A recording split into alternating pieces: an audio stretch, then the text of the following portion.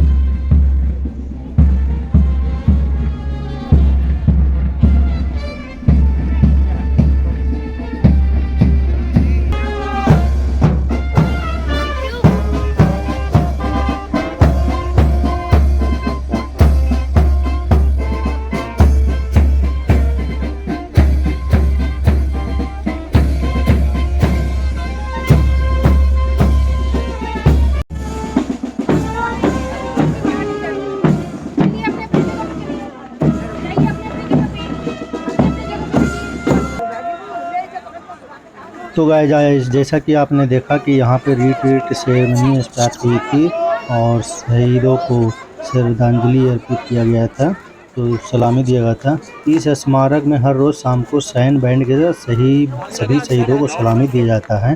तो आपने देखा कि निश्चय किया गया है जिसे रीट्रीट सेरेमनी भी कहा जाता है। और साथ ही सप्ताह के अंतिम दिन यानी रविवार को चेंज ऑफ गार्ड सेरेमनी भी दिखाई जाती है।